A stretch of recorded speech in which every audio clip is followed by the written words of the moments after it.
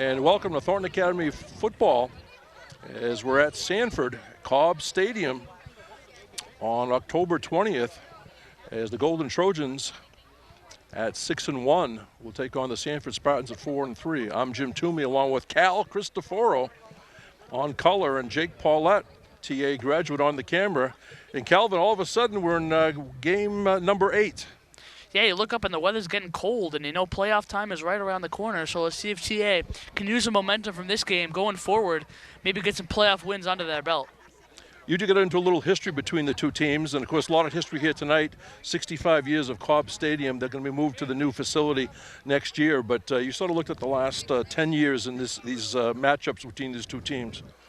Yeah, absolutely. It's been one-sided. TA winning at least the last 11 matchups. That's as far back as I could find. TA winning those games, outscoring Sanford by a score of 420 to 55. So the Spartans are going to look to flip the script here, use some momentum of their last game on this field to see if they can push forward and pick up a win tonight. Now, unusual schedule, because we were down here for the opener last year that Thornton won 62-27, and the second year in a row, we're at Sanford, just like we were at Scarborough 2 years in a row. So sort of a quirky schedule of the Class A South. Okay, Thornton at 6-1 has defeated Massabesic, Deering, Scarborough in that super game that we did on tape. It's on YouTube still. 32-28 over the Storm. Defeated Cheverus as well, Oxford Hills and South Portland. Losing to Bond Eagle 49-14, but that game was close in the middle of the second period. Then the Scots pulled away. Coach Kevin Kiesel, of course, the head coach. For Sanford, again, 4-3, wins over Massabesic, Deering, Cheverus, and Bangor. Their losses to Bond Eagle, Scarborough, and South Portland. In fact, Calvin, their first 2 games of the season were against Bond Eagle and Scarborough. So since that point, they've done pretty well. Yeah, obviously a tough way to start for this Spartan team. Bonnie Eagle and Scarborough are all what they're cracked up to be. They beat the Spartans to open the game. Spartans opened 2-0, but since then they have won 4 out of their last 5 games, so they're kind of on a little bit of a roll here. So let's see if they can continue that going forward. Golden Trojans averaging 39.1 a game while giving up 14.6. Sanford scoring 22.7, giving up 25.1, led by veteran coach Mike Fallon. And it's going to be Sanford kicking off right to left in the home red uniforms, the Trojans in the whites going left to right. And again, Calvin, the Trojans love to get a bye. We won't be able to probably get a score in the Scarborough-Bond Eagle game, but they would love a week off. The kicker is Marcus Gould. He squibs it. Picked up by Montano. No, not picked up. Coming up is Bracamonte trying to get to the outside and runs out of real estate on this near sideline. Anthony Bracamonte with the return. Gould went with the squib kick there. They don't want to get the ball to Bracamonte and LeBrecq. We've seen all season how dangerous they could be back there. Tried to go with the squib kick. Gets through Montano a little bit. It does end up finding his way to Bracamonte, but by that time, Sanford was down to corral him. Will Mitchell will be the quarterback. Trojans be first and 10 from their own 23-yard line. Anthony Bracamonte be 21, CJ LeBrecq 11. Thornton will start on their 23-yard line. Actually missing a player, and Grant Dow comes in. Number 29 will be in the backfield. Tight end should be 83, Ethan Logan.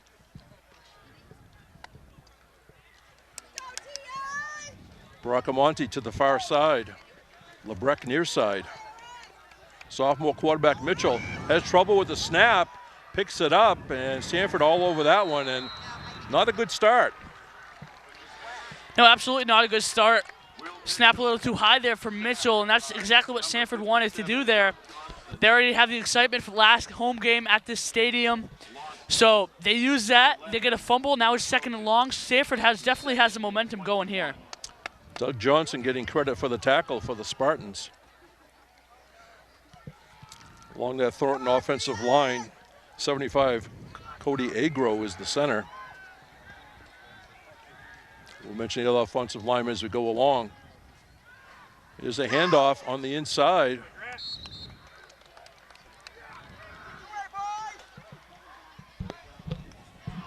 Grant Dow, the ball carrier. Yeah, Dow started off the season a little bit slow, but last week he saw some big holes up the middle against South Portland. Had a great game, his best game of the season by far. So TA is going to really hope to get him going. That opens up their pass game and their outside running game. So Grant Dow is really the start of their offense. So great to see him getting going early. 3rd and 13 for TA. Receivers spread across the field. Mitchell across the middle, zooms it. Ethan Logan, the tight end. And that should be a Thornton first down. They've gone to Logan a little bit more as the season goes on, Calvin. Yeah, Mitchell had a lot of time that there, and with all the weapons like Lebrec, Bracamonte, and Geekus, they have to key on those guys, which means Logan's going to be open more times than not. Hits him that time for a big first down, Thornton Academy. And Sanford really wanted to get off the field early, but TA gets a first down, quiets the crowd a little bit, maybe giving the momentum back to the Trojans. CJ Lebrec, far side.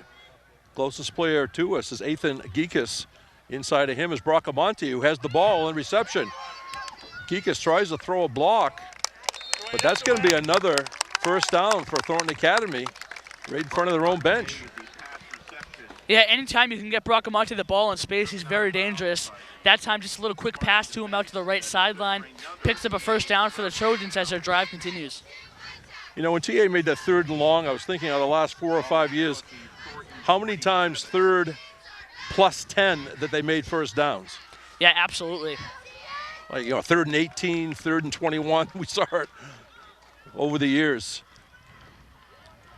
That on the far side, Bracamonte gets away and finally thrown out of bounds, but not until he's near the Sanford 30-yard line. Yeah, we've seen Thornton go to that, they line Bracamonte next to Mitchell on the right sideline and gets into a little outside zone play. They have a lead blocker down, the other running back ahead of him. He gets to that edge, gets some space, makes a man miss, picks up another big gain for this Trojan offense, who after that rocky start starting to find their footing right now. And as folks see, we haven't got a real good vantage point here in the visiting bleachers. Up the middle, Grant Dow. Makes us appreciate being on top of the press box at home, Calvin. Yeah, absolutely. We're about 6 rows, 7 rows up right now. At Thornton Academy, we're about 20, 25 rows up. Completely different view, I mean. Well, Sanford's going to open up a $100 million high school next year with the facilities right around it, so you would assume that they'll have all the amenities. And hopefully they'll have room for us in the press box for once. Oh, I definitely hope so. Gary Stevens always makes room at home, I know. Lebrec, top of the screen. Bracamonte checks with the official, be sure he's onside, right in front of us. Mitchell out to the left, right over a Sanford hand, and Lebrec has it. Down the sideline. CJ Lebrec, touchdown. Got a flag on the play. I was ready to say touchdown Trojans, but I glanced back. Yeah, I was going to say Lebrec had some good blockers out in front of him, but I guess a little too good right there. Just a quick screen pass to Lebrec on the far sideline. Scampers right up that left sideline, but coming back for a hold in. It's going to be a 2nd and long for the Trojans. But as we were saying in the opening, that doesn't seem to faze them. Other players along the offensive line will be 71, Jerry Nason. 72, Garrett Lynn. 74, Jack Webb. Again, the center, Cody Agro, 75. Also, we'll see 77, Anson Rubishow. 79, Adam Mateer. And again, the tight end, 83, Ethan Logan. Say it's 2nd and 12 for the Trojans. Mitchell back to pass, and that one sails over the head of CJ Lebrec. Yeah, Lebrec on a 10-yard comeback route on that far sideline. He was open there. Mitchell just a little bit too high. Now another 3rd and long for the Trojans. So let's see if they can pick this one up as well.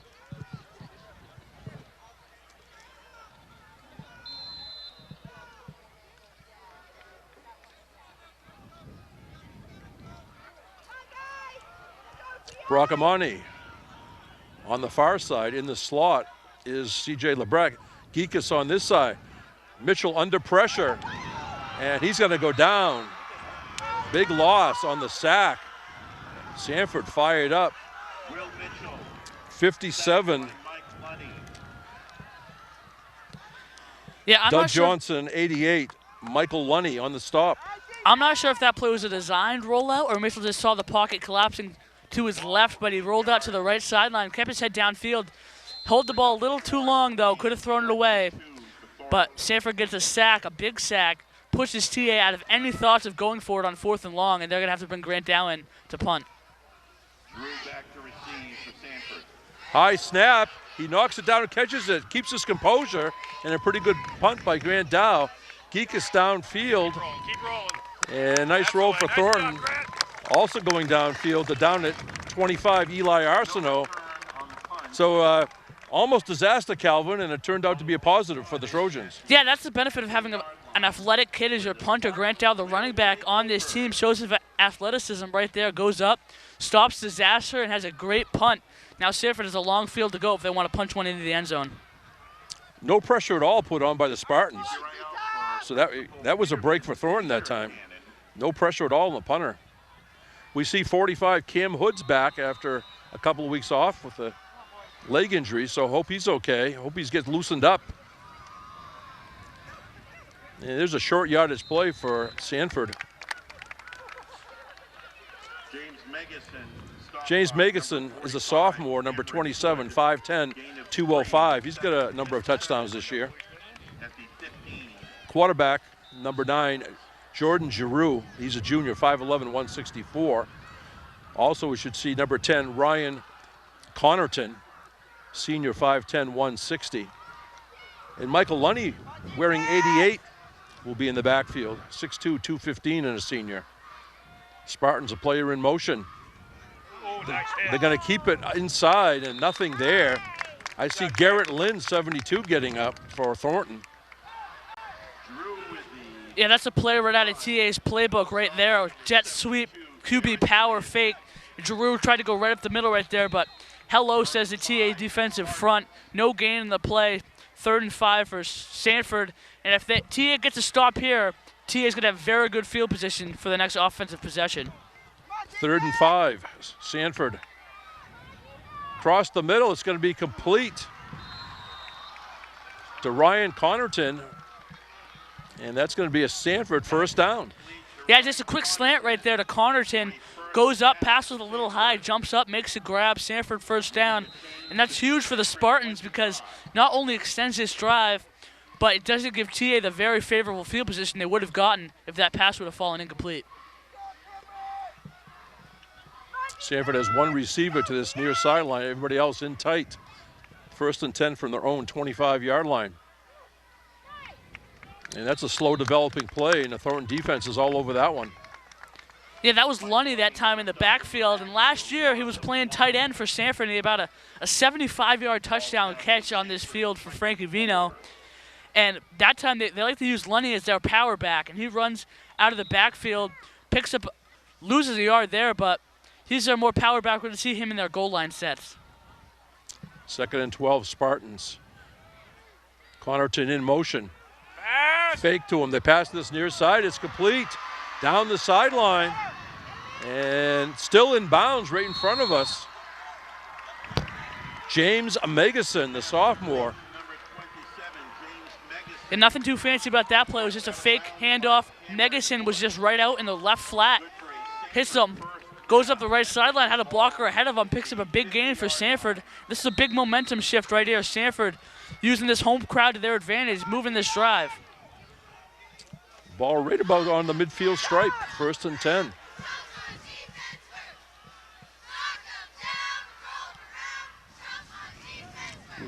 Giroux bumped into a player. Still picks up about a yard. Could have been worse, though. That seemed to be a problem in communication on that play, Calvin. Yeah, absolutely. It was a bit of a communication problem. I don't know if Sanford was trying to develop a triple option there or they just ran into each other. But Giroux picks up 2 yards on the play where he could have lost 2 yards.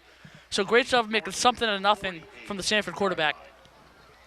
For Thornton, the defense, Jason Montano, of course, is the nose guard. He gives all kinds of problems to the offensive center. You look up and see Jason Montano there. You sometimes flinch. Connerton in motion. Giroux back to pass. Right sideline. And what a catch if he held on. Yes, he did.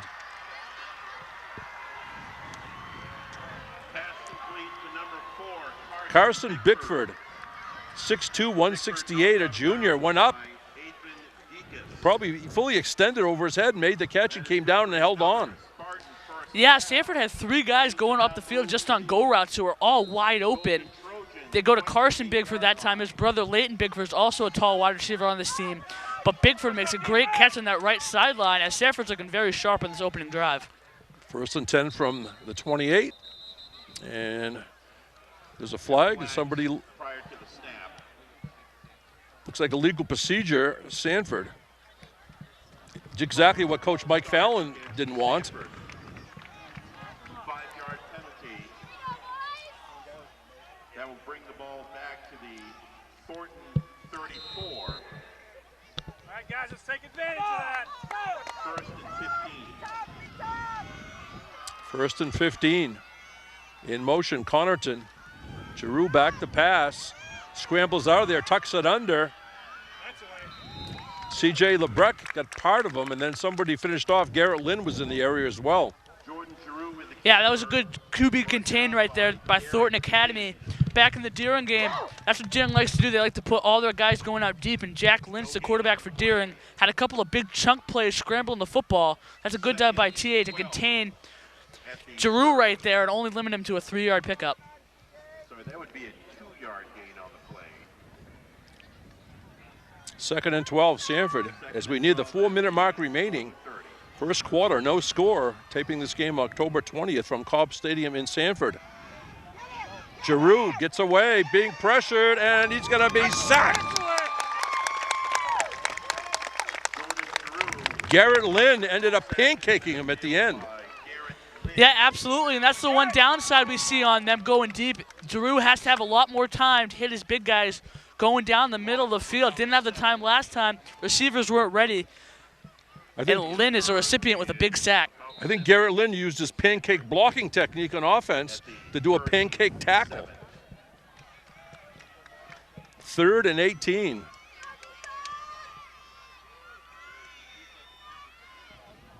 Little screen to this side. And nothing there. So developing. Cam Hood, 45. Welcome back, Cam. Also, Eric Hyman, 15, defending in that area. Man, it's great to have him back. TA's leading tackler last season went down with an injury during the Bonnie Eagle game.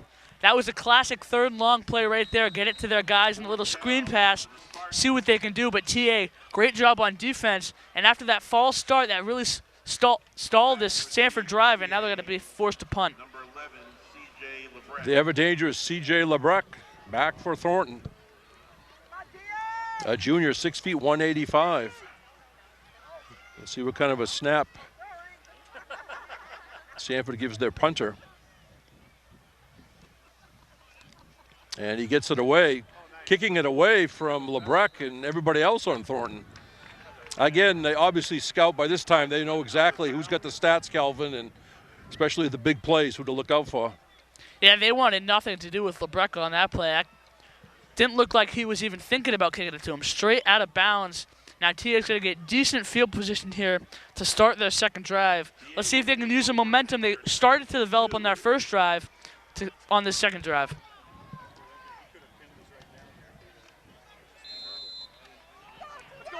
All right, 1st and 10, Trojans from the 22-yard line, their own 22.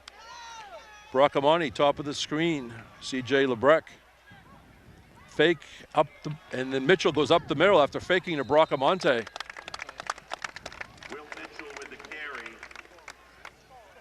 Will Mitchell, of course, a sophomore, but Calvin, this time of the year, you're sort of more of a veteran, obviously, than the first couple of weeks. 2nd and 3. Yeah, absolutely, and that's Mitchell's play right there. Fake the jet sweep, QB power. We saw that very successful up in Oxford Hills. Mitchell had to have 5 or 6 runs of 10 yards plus on that play. 7 yards on that one, and once Mitchell gets into that second level, very hard to bring down. Throwing out here to Bracamonte, and that was kind of dangerous, Calvin. That was up in the air quite a long time with defenders in the area. You also had 2 receivers in the area for Thornton, which drew some defenders over there. Yeah, and that was the same exact play they ran on the first drive. Bracamonte broke it for about an 11-yard pickup.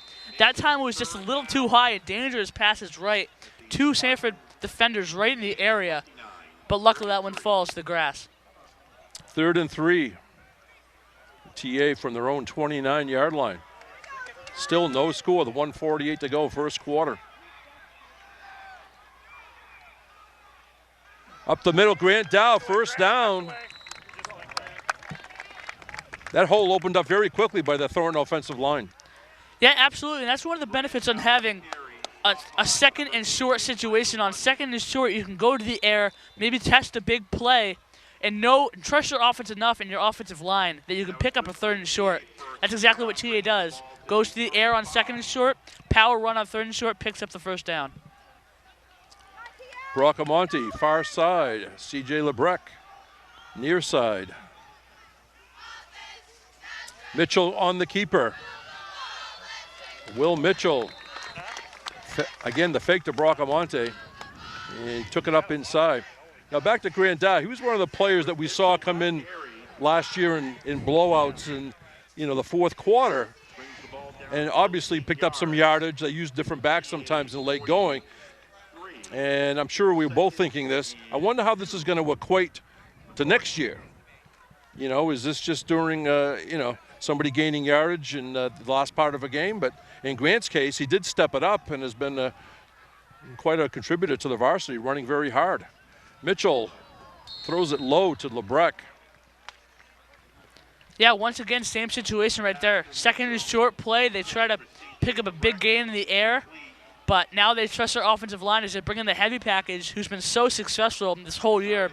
Jason Montano primarily on these second, third and short, and goal line offensive plays. You trust your offense so much that you're willing to go to the air and take a risk on that second and short play. Cam Jones comes in as the second tight end. You got Montano, Hood, I believe, and Dow. Montano, 2 hands on the ball, and I think he has enough. Let's see, they're going to say fourth. Maybe his knee hit. Again, we're sort of screened by the Thornton bench. And they can bring the sticks into for measurement. First glance, I thought he had it. Montano again. Simple play right there. Power backfield, handoff to the right. Montano's been so successful all season doing it. First down. We were right, Calvin. Imagine that. Even if I think they didn't pick it up, I think they would have done the exact same play once again. I think so. $100 in raffles.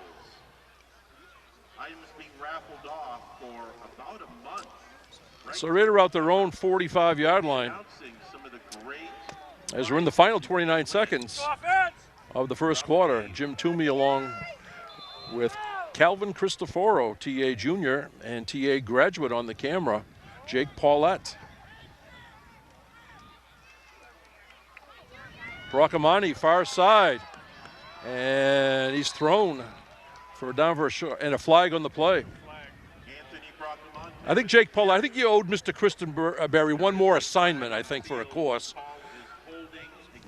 So Mr. Christenberry, I think, said, I'll let you go, but you got to help us after you graduate. I think that was the deal. So that's going to go back. 10-yard penalty against Thornton.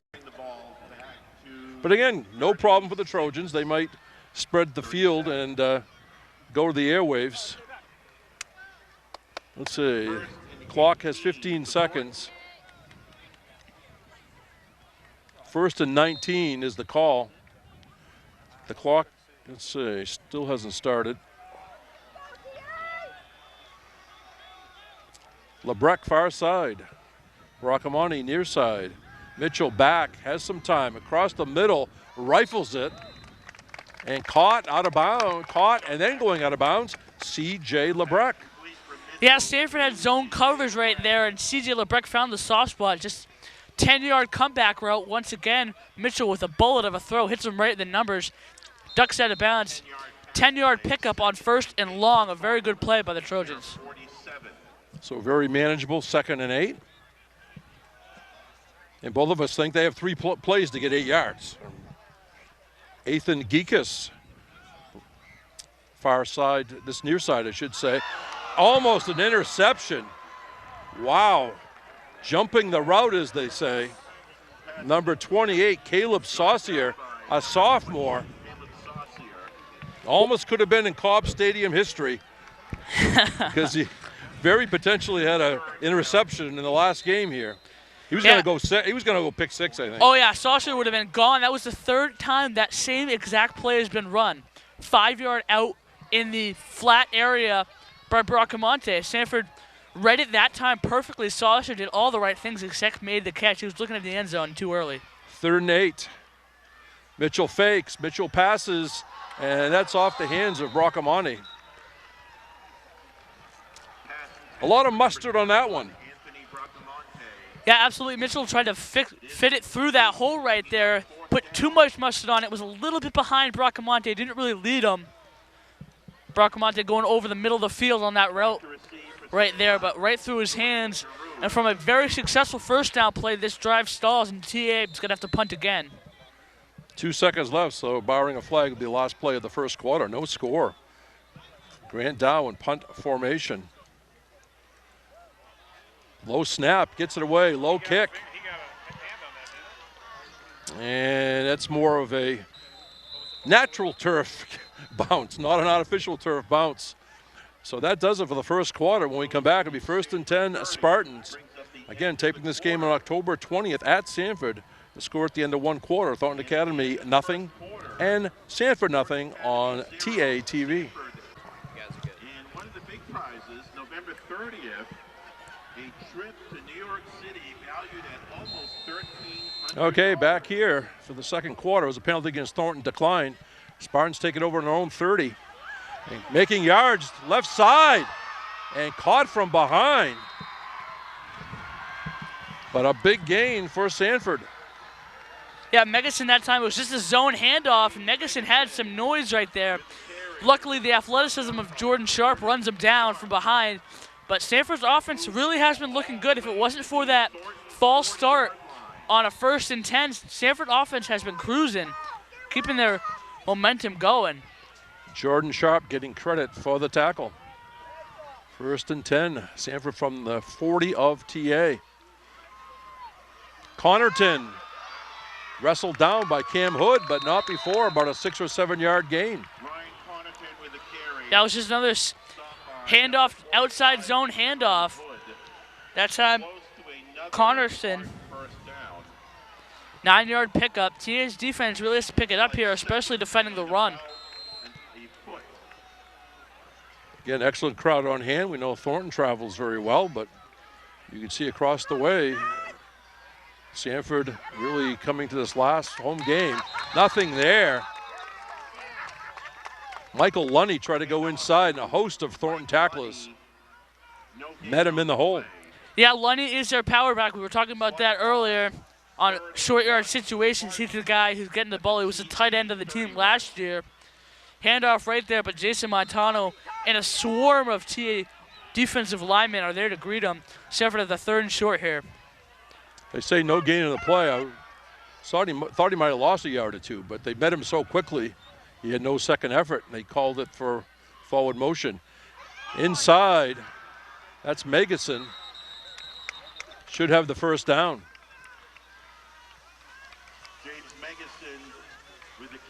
Megason inside handoff looked like he was met in the backfield by 33 Thomas Palmer. Evades him, picks up the first down as Sanford's offense continues to be looking good on this opening, on both of their opening 2 possessions.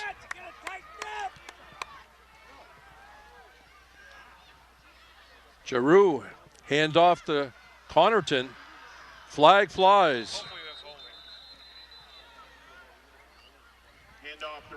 It's going to be a holding against the Spartans. And that's really a killer to their drive. We saw a penalty last time stall their drive, so the Trojans are hoping the same exact thing. This 10-yard penalty backs them up, and they're more of a running-style offense, so their offense really gets going on 1st and 10. 1st and 20 is not in their forte, so let's see. Sanford really have to battle to pick up this first down to continue their drive. Ball moved back to the 36-yard line. Of course, Munzing Media will be joining us for a co-production semifinal round of the playoffs. Be live on the internet on November 4th.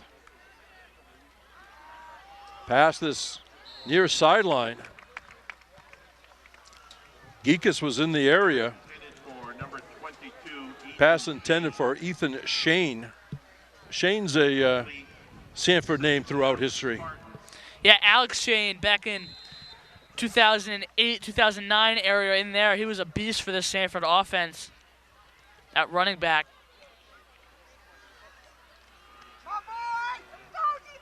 Second and 19. Let's see what the Spartans come up with.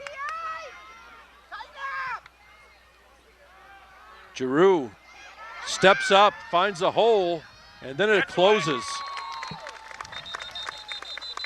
He dropped back so many yards, and when he stepped up, it looks like he maybe picked up some yards, but he really didn't. Yeah, no, he was looking to go deep again to his two big guys, Bigford and Shane, running up the sidelines. But good coverage by this TA defense right there. He had nowhere to go, tried to make a move himself, pick up some yardage. But like you said, drop back so far, he can only get back to the line of scrimmage. Other defenders in there for Thornton, 52 Ian Patry, 33 Thomas Palmer, Cam Jones playing a defensive end. In motion, the fake, pass to the left, flag again. Pass from Giroux. Another holding penalty on Sanford. There is a flag on the Also in the Thornton defense, 28 Jordan Sharp. I think 15 Eric Heimo we mentioned before. Also 14 Kobe Gaudette in the secondary.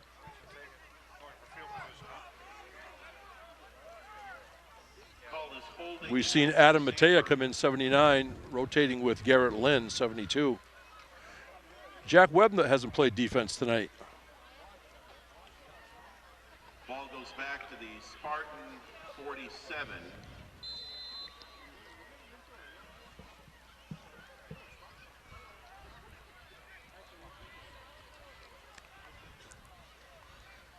Let's see.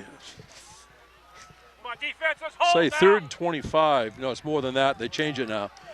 Okay, everybody's playbook here, Calvin. 3rd and 35. Yeah, I expect a quick screen pass right here. Try to Yeah, get you it hope to to one get of the guys maybe with some half space. of it. Pitch out and halfback option pass. Throw downfield and incomplete.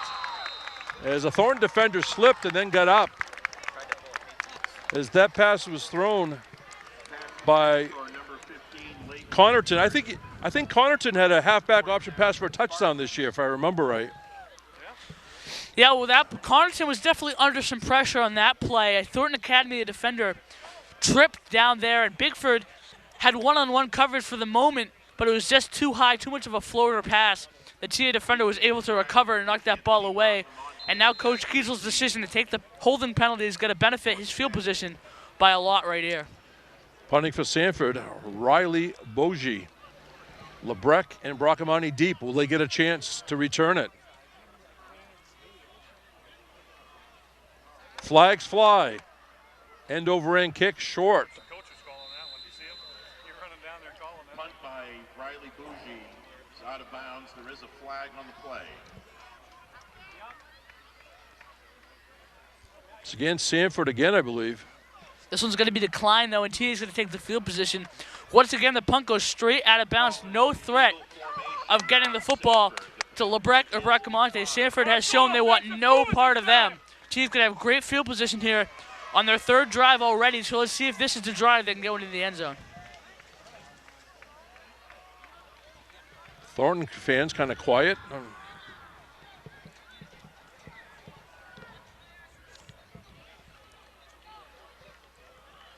We know they can strike quickly. Lebrec far side, Bracamani near side. Will Mitchell. Up the middle, Grant Dow. Gets to about the 39-yard line. Grant Dow. About a 4-yard gain. The run, gain of 4 for Thornton.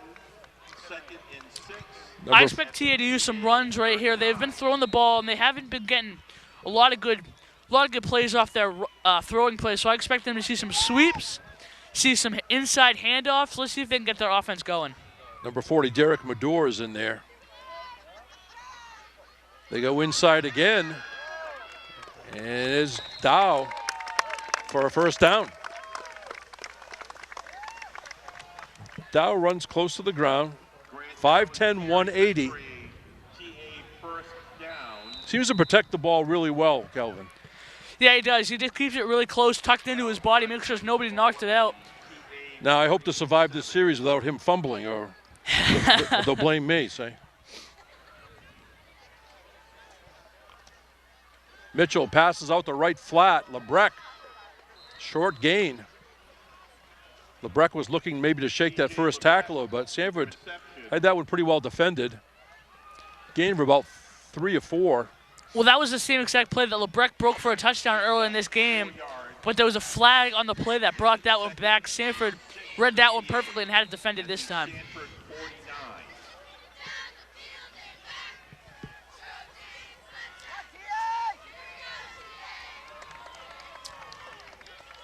Geekus, closest one to us. Play underway. Bracamonte on the carry. And gets some yardage, tiptoeing right down the sideline, right in front of his own bench.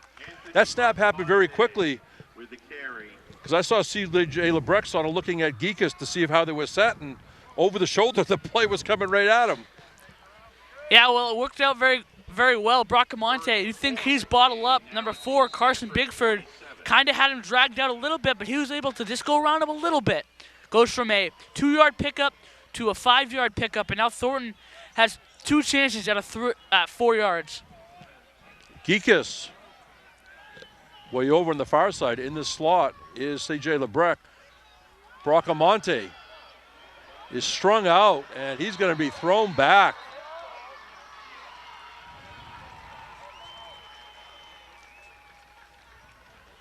Bracamonte brought down in the backfield by Caleb Saucier. Caleb Saucier. That was the same exact play we saw on the last play, just to the other side. Line Bracamonte up in the backfield, getting the ball, see what he can do with it. That time Sanford read it perfectly, had him dragged out, able to knock it back for a loss, and that goes from TA having 2 chances at 4 yards to a loss of about 6 yards, and now they're going to be forced to punt. It's a good snap. Grand Tie, high kick, not too deep. Let's see what kind of a roll it takes. Takes a Thornton bounce. And down field. Downing that was 84, Rain Bagudu. Is that Rain or Rainy? It's Rain. Just Rain. Yeah, Rain Okay. Bagadoo. 6:23 to go. If you're Sanford right now, you have to love what you're doing. Your defense is playing well. Your offense have shown some signs of life with some long drives. There's been some penalties that stalled their drives, but you got to love where you're at right now. At home, heavily underdog here, and they're playing well. Now, alumni Jake Paulette came back to do the camera. Maybe he's the difference tonight. I think it's his first game back. Stacked right up, a host of Thornton tacklers.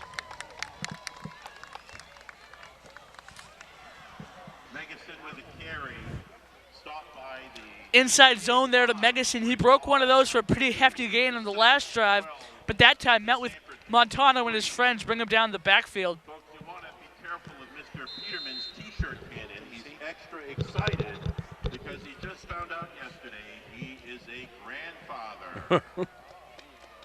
2nd and 12, under 6 minutes to go, first half. Sanford ball at their own 24-yard line. Giroux fakes, being pressured by Palmer, and Thomas Palmer sort of bulldogs him down.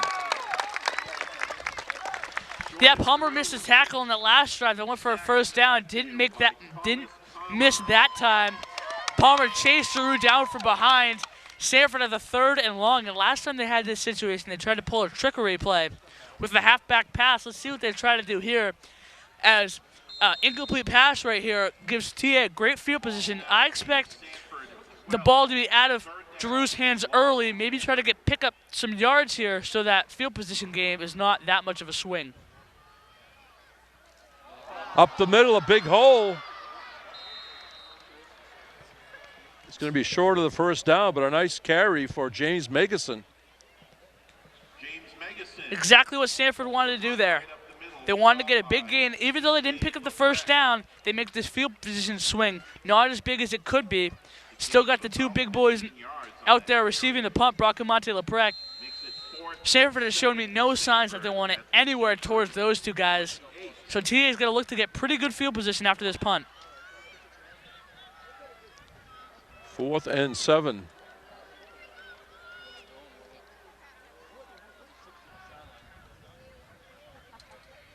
It's a good snap. Pretty good kick. And comes up a little short. Now takes a Thornton bounce. LeBrecq came up, thought about catching it, backed off, and then the ball bounced right to left as we look down. Advantage Thornton. Yeah, absolutely, and that's the two things you can do if you don't want a guy to punt it. You can simply kick it out of bounds, and that was Sanford is doing, but the punts haven't been that long.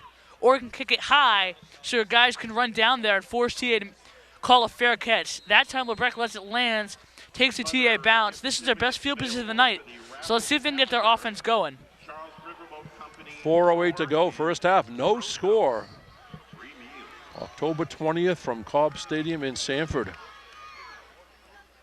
Mitchell gonna keep. Mitchell up the middle. And let's see. About 8 or 9 yards. Keeper by Will Mitchell. Stopped by And it's 2nd and 2. and Nick Works. A good gain there by Mitchell on first down. He just lowers his pads so hard to bring down with his size. Sanford 40. Good gain to start the drive into Sanford territory.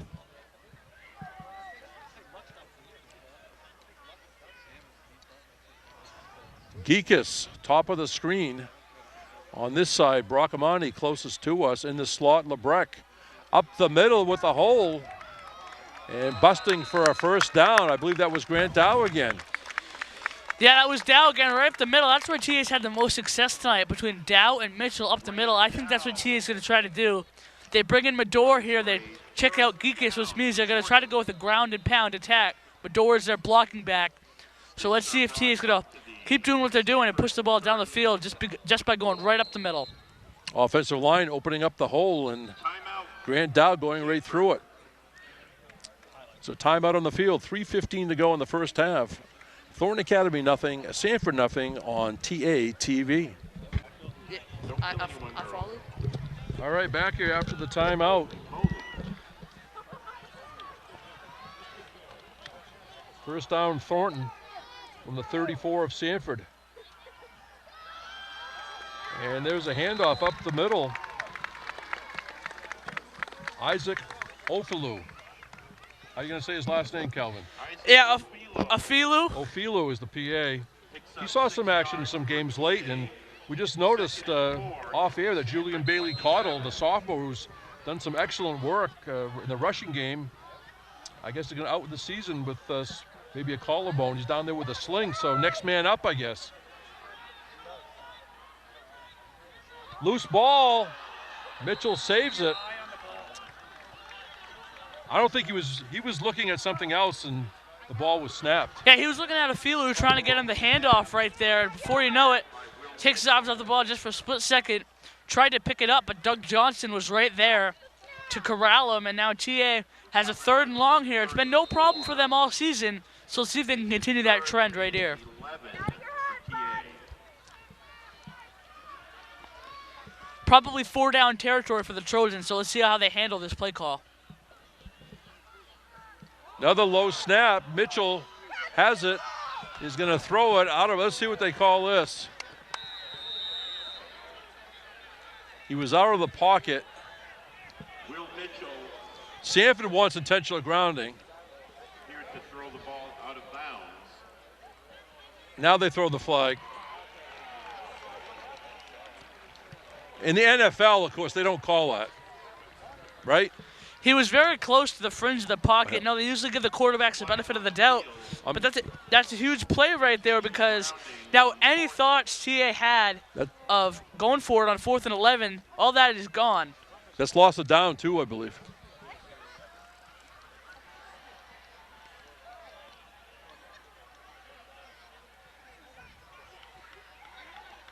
Yeah.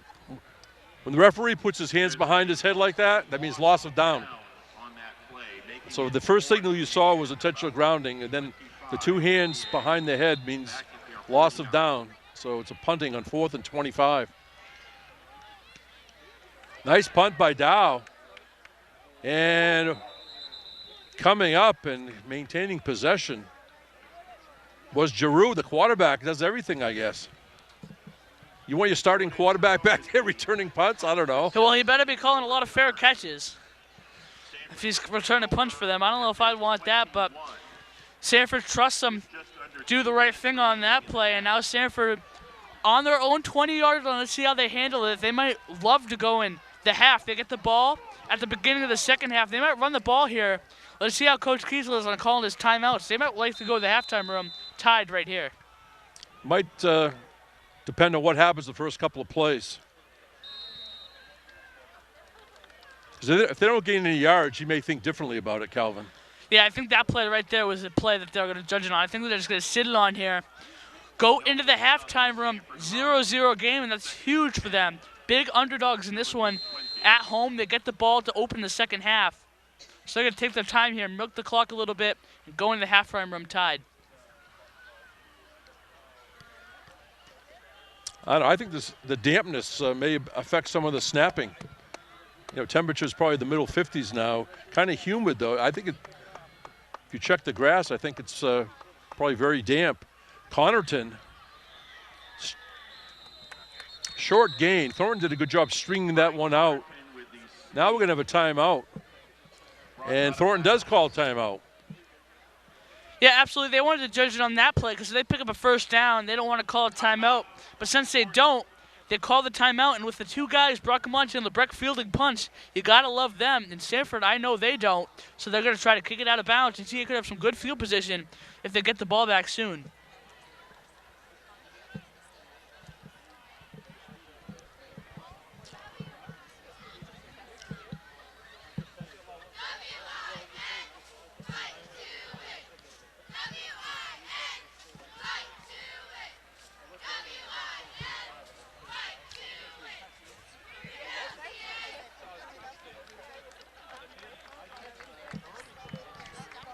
.104 on the clock.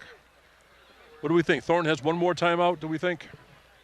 I think they've only used the one. I think they have two more.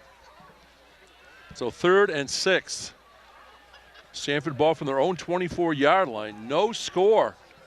Because we're taping this. I bet you this is getting a lot of attention on people's messages and phones around the state right now. Giroux keeps. Loose ball, and Thornton has it. Jason Montano jumped on that one.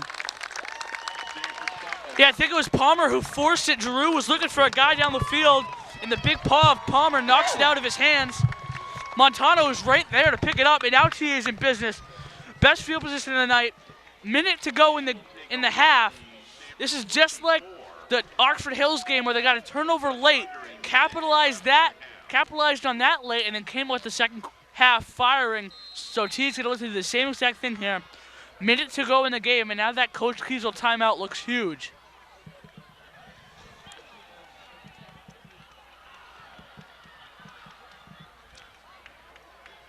Ball on the 24-yard line. Now Brockamonte's going to reset to the near side. Geekus in the slot, LeBrecq far side. There's a quick pass to the sideline to Brockamonte. We've definitely seen that play a couple of times right there. Covered well by Ryan Connerton. Just try to get the ball to Brockamonte early, see if you can make someone miss. But they've run that play a couple of times, and Sanford has defended it well. And actually, by being incomplete, they saved some time because it was going to be no gain on the play. Only lost about three and a half seconds on that one. LeBrecq, one-on-one coverage over here on this near side. Brockamonte zigging, zagging, trying to get to the outside, uses the stiff arm and goes out of bounds. Let's see how many yards he pick up. He went east and west quite a ways. I'm not sure. Let's see, north and south. I think it was only a short gain, wasn't it? 6-yard pickup on the play. Brockamonte, that's what he can do. You think he's bottled up. You think he's going east and west, but he gets upfield and picks up some some yards that sneak by you, and now TA 3rd and 4. He gets out of bounds, stops the clock. He's going to have 2 chances right here to pick up the 5 yards. Bracamonte flank to this near side. Couple receivers to the top. Mitchell looking right. Passes and incomplete. That ball slip or somebody tip it? Mitchell is incomplete. That will bring up 4th down to Thornton Academy with Again, we haven't got a real great angle here. It came up short, so I don't know if it slipped or not. Yeah, it was a yardage route to LeBrecq on that far sideline, trying to have him turn around right where the sticks are and duck out of bounds. The ball just a little low by Mitchell. And now a 4th and 5. Let's see what the play call is right here. This would be huge for Sanford if they can get a stop right here.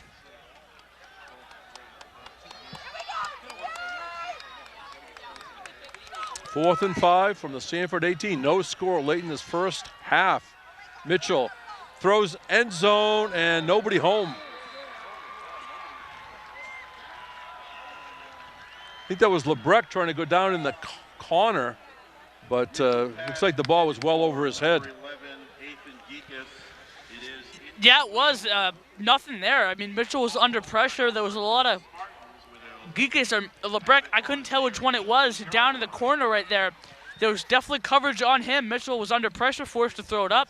And now Sanford's going to take 2 knees, let the time expire, and go to the halftime room, receiving the second half kickoff with a tie football game. Yeah, they're going to take a knee here.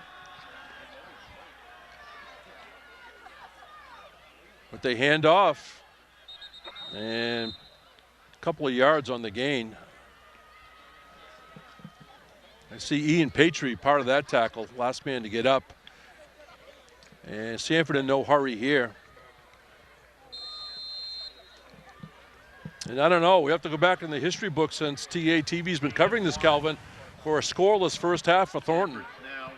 We'd have to go back a number of years.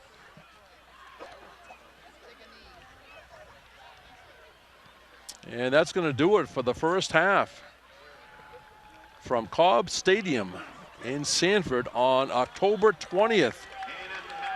1 half of action in the books is Class A South matchup. The score at the half: Thornton Academy nothing, Sanford nothing. Come back for the second half on TA TV. And we're back for the second half kickoff. Forbes will be kicking left to right.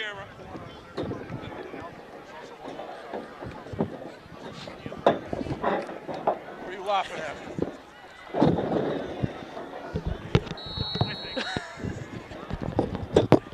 Go, TA! We on?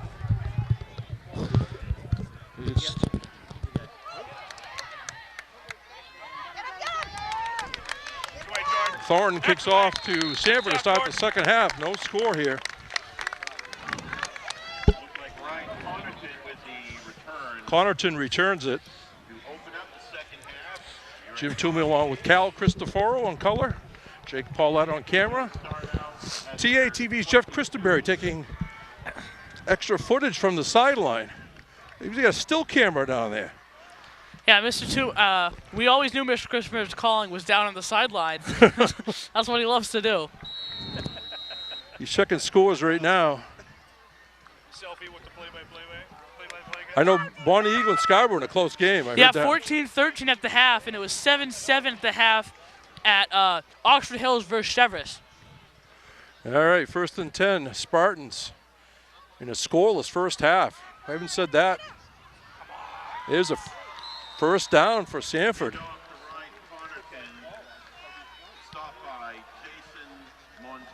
Looks like Sanford's offense is showing no signs of slowing down in the second half. Up the middle again is Connerton. First down on first down by the Spartans.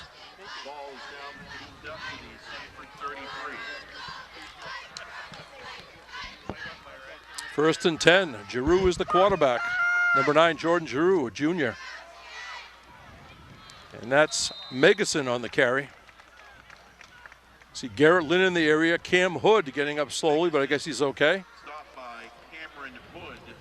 Gain of 3, 2nd and 7 for Sanford at their 35. I'm sure Coach Keyser would have loved to have a couple touchdown lead and maybe give Cam Hood the second half off, but right now all hands on deck. Loose ball, and Giroux going to cover it up, take no chances. Yeah, and that play right there is a drive killer. We saw that in the first half. Sanford had a false start and a holding call. They had some noise going on offense, but that stalled both of those drives. Same thing right here. Now it's going to be a 3rd and long, and that's not Sanford's forte. They're a pound-the-ball team, and now on 3rd and long, they don't have that opportunity. So we have to see Giroux go to the air and see what he can do on 3rd and long. Let's go defense!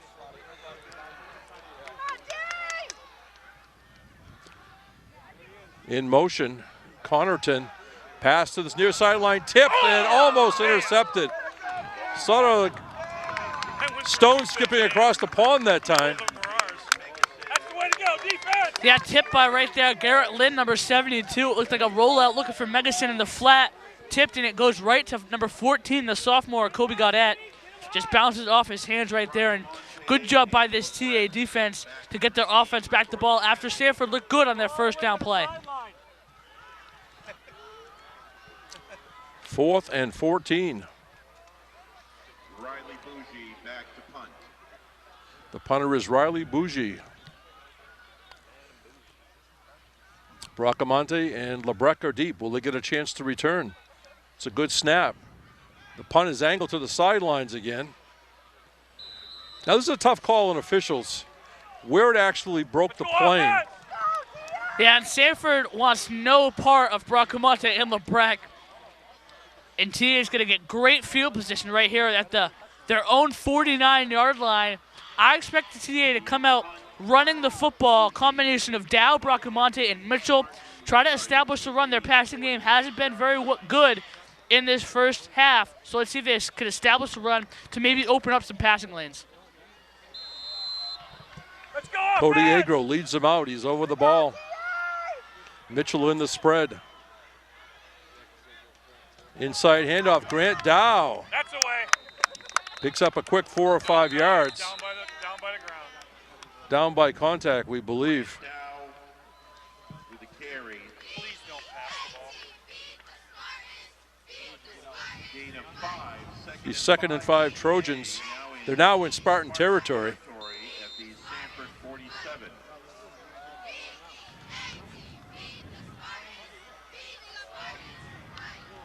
Lebrecq far side, flanked out. Bracamonte in motion. Up the middle, Will Mitchell with a big hole. 1st down, TA.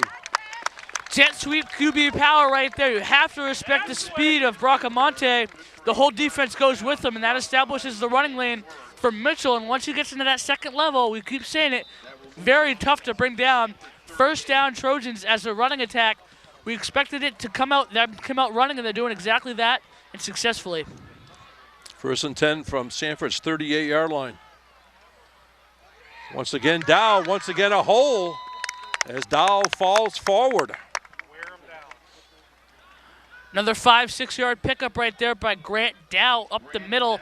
Looks like TA is starting to wear down this Sanford interior by some good runs. Gain of 8, 2nd and 2. 8-yard gain. Calvin, we may not see the ball in the air this drive unless there's a penalty and sets them back. Yeah, absolutely. Their rushing attack is looking very strong early in the 2nd half. I mean, you get some players flanked out, but it spreads out the defense, and Grant Dow says, thank you very much. 1st down, Trojans. Yeah, it was a 2nd and short play right there, and Grant Dow, just a simple handoff up the middle, and Sanford had a lot of guys on the line of scrimmage trying to stop him, not picking up the 1st down, and once Dow broke through that first line, there was no linebackers there to stop him, so he picks up another good gain as he checks out of the game. Bracamonte and Lebrecq far side. That's Ofilu who's checked in.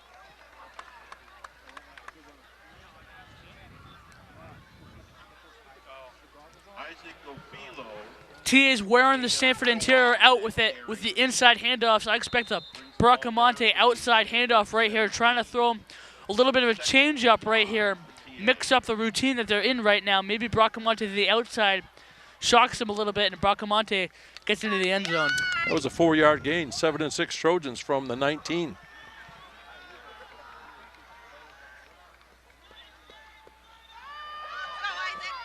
Ophilu picks up about 3, it looks like. Coach Kiesel has some confidence in the sophomore who was, you know, the sort of the third string running back in a sense, and must have confidence in a scoreless game to give him some carries. Yeah, absolutely. He's been coming in and playing well. It's a heavy package checks in right here. Again, 3rd and 3 right here, and T is going to have 2 shots to pick up the 3 yards. Montano's been their guy on situations like this, so let's see if they go back to him. They got Thomas Palmer in there, 33 with Montano 30, Grant Dow 29. Montano hurdles for a couple. I think it's going to be 4th down, Calvin, isn't it? It's going to be very, very close, but that doesn't shock TA. They're going to run that same exact play, one form the other. Palmer, Dow, Montano all back there. Go to either one of them to pick up this 4th and 1. Montano, excellent shot putter. Looks like he was trying out for the hurdles. Let's go, Coach Mendros down there taking note of that. George Mendros, the track coach. Let's go, come on! If you look at the stakes, it looks like definitely a full yard. Come on, offense! 4th down TA. Again, the full house backfield. Inside, and I'm not sure they got it. I think that was Palmer. Sanford thinks they held. And I think the officials are going to agree. Thomas Palmer with a carry. And the referee points in the direction of Sanford. 1st down. No measurement. Yeah, absolutely huge. Once again, this Sanford defense coming up big, bending and not breaking. They couldn't stop the run on that whole drive, and then all of a sudden, 3rd and 2, they stopped Montano, and then Palmer once again. Sanford, not the best field position, but definitely good to get their defense off the field. All right, the Thornton defense will have to step up once again, maybe try to get some field position with a turnover. Sanford capable of breaking some big plays. That's away. And not this time. Thomas. That's away, Thomas. Thornton all over that one. 27, James Megason on the carry. Was stopped right at the line of scrimmage. Sanford has been trying to establish their running game all night, but the TA interior defense is doing a great job of bottling their running backs up.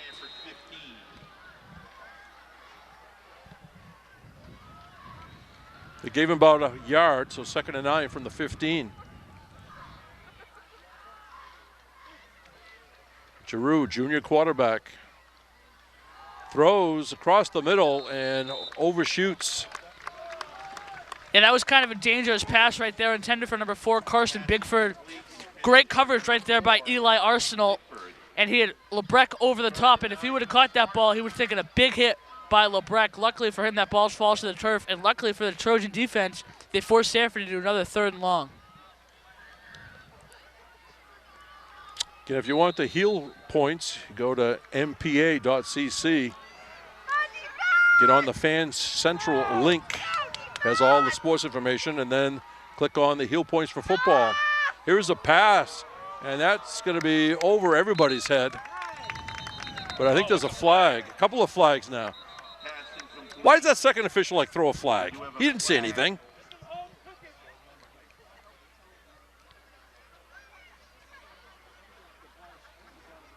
They are talking to TA captains, which is always a good sign. Oh, an eligible receiver downfield, I think. Call is illegal man downfield. That would be ineligible. No, I'm sort of half joking, but you see a flag go, and you can count 1,001, 1,002, 1,003, and then a second official throws the flag. Why does he throw a flag? He was already, like I saw it too, but I wasn't going to call it. You did? Do you know what I mean? Yeah. All right, they need a good snap here, do the Sanford Spartans. 3rd quarter, just flying by. There's the kick. This one should be returned. Oh, this LeBrecq could be dangerous. cuts back near midfield, looks for a wall. Gets a couple of blocks, but stopped at about the 40-yard line. Will be 1st and 10, Thornton. Excellent job right there by Sanford. They've been avoiding Bracamonte and LeBrecq that whole time. LeBrecq was able to get to the wall, but Sanford defense finds a hole in it. brings them to the ground. TA, good field position once again. Let's see if they can use the momentum of their last drive, especially rushing the football, to get this one into the end zone to break this tie game. Again, Thornton players along the line. The center, 75, Cody Agro. 71, Jerry Nason. 72, Garrett Lynn. 74, Jack Webb. 77, Anson Rubbershow. 83, Ethan Logan's the tight end. Inside handoff. Or Mitchell actually faked and kept it. Picked up about 5-6 yards. Yeah, that's been a successful play. Mitchell just puts his pads down. So hard to bring down. Picks up 5 yards right there easily. Good first down play by the Trojans, whose their ground and pound rushing attack has been continuing to be successful. LeBrecq near side. Bracamani in motion towards us. Bracamani has the ball. Goes outside, cuts back in, and has the first down. Yeah, that's what I thought TA was going to go to on their last possession. They've been running the ball inside over and over again, maybe throwing the Sanford defense a curveball and give it to the speedy LeBrecq. Picks up the first down there as their rushing attack continues to impress. Anthony, don't call me Tony Bracamani, a junior, 5'7", 150. I noticed Rob Munzing used my term, the water bug. When I couldn't do a game, you should have I got patented back that. late. He called him the water bug. He stole my line, but it's okay, Rob. Grant Dow with some positive yardage right up the middle. More hard rushing there by Grant Dow. He's looked good in this second half. Coming off a big week last week home against South Portland, and he's continuing that this week.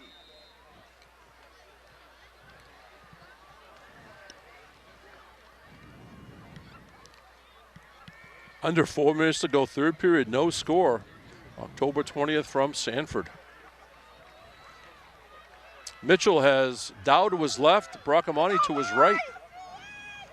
Fake. Throwing downfield, deep down there, and over the head of LeBrecq. LeBrecq had his man beat by a couple of steps at least. Yeah, LeBrecq one-on-one coverage. Carson Bigford on that outside post route right down the middle of the field. He was open. Mitchell just overthrew him right there, and that decision could backfire as the Trojans have a 3rd and long now. They've been successful on that, but they haven't been throwing the ball very well today, so let's see if they can pick up this 3rd and long. Definitely going to be 4 down territory, though, so they got 2 downs to make it. Yeah, absolutely, and that could change the decision right here by Coach Kiesel. He might go back to the inside handoff with Dow. He's been looking good rushing the ball, so maybe if he can pick up 3-4 more yards, it's going to be more of a manageable situation. LeBrecq, the only wide person. They go to Bracamani up the middle. I think, and loose ball. What's the official going to say? And it's going to be Sanford recovery. I was ready to say it's going to be 4th and short, but it's 1st and 10 the other way. Yeah, you can see the Sanford defender reach his hand right there and rip that ball away from Bracamante. He's trying to make an extra move and pick up the first down. But TA's defense is going to have to come up big once again as the TA offense gets into the red zone but cannot convert. I don't remember Bracamante fumbling the last couple of years now. I just don't remember it. Protects the ball pretty well.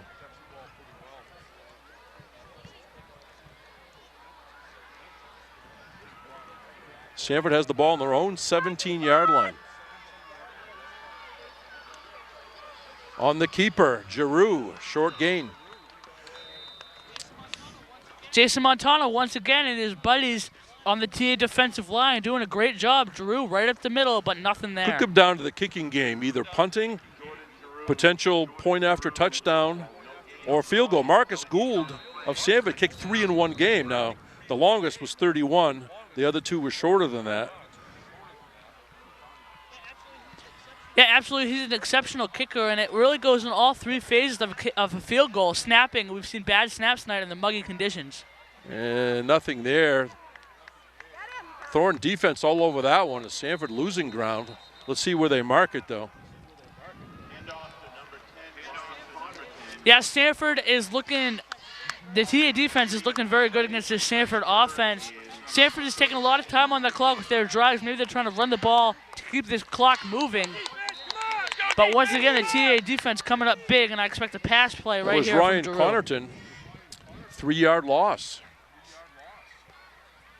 3rd and 13 for the Sanford Spartans.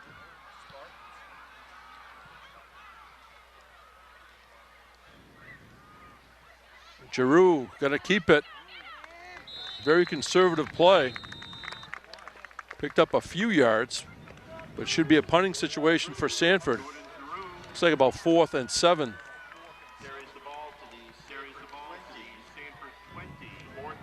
Under 2 minutes to go in the 3rd quarter. No score. You gotta love the way Sanford's playing if you're a Sanford fan. Heavily underdogs in this one. And their defense is really holding tough. They're playing exceptionally well. TA only puts one guy back there. Maybe the punch block's gonna be on, trying to shift the momentum a little bit. Some pressure. Bracamani, line drive kick. 45, 40, down the sidelines and knocked out of bounds somewhere around the 33, I think. More excellent field position for the Trojans. It's 3 drives in a row. They've had great field position to start, not being able to punch one in. So let's see if this one, 3rd time's a charm possibly for the Trojans. Let's see if they can get one into the end zone. Ball is spotted at the Sanford 32. Sanford 32. Let's go, TA. Come on now. Let's go, TA. Come on now. Let's go, offense.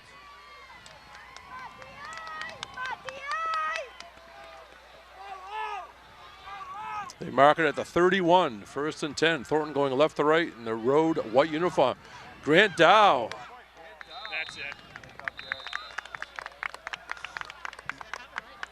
Yeah, have a night, Grant Dow. He's been very successful running the ball. They're giving him to him a lot, and you have to think he's averaging like 6 yards a carry. We're not keeping the stats in front of us, but Grant Dow having another great night, backing up his performance last week. Quick 9 yards.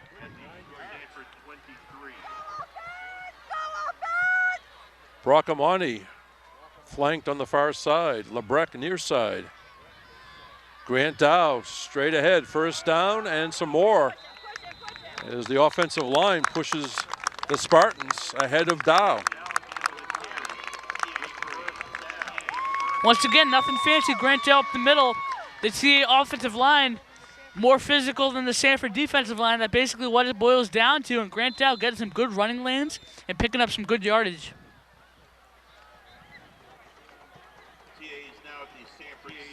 17-yard line, 1st and 10, TA. Mitchell gonna keep. The hole is filled by some Spartans, and that could be the last play of the quarter. Yeah, it looks like it's got to be, and it was just a QB power right there, but Mitchell took too long to pick his hole, and by the time he did, the Sanford defense was right in his face. No gain on the play. That's probably going to be the last play of the quarter, and we're going to have to switch sides here for a 4th quarter that could come down to the wire. All right, we played 3 quarters of action from Sanford on October 20th. And the score at the end of 3, Thornton Academy nothing, Sanford nothing on TA TV. All right, back here, 4th quarter. 2nd and 10 for the Trojans from the 17 of Sanford. Jim Toomey along with our color man, TA junior Cal Cristoforo on the camera, TA alumnus Jake Paulette. Up the middle, Grant Dow.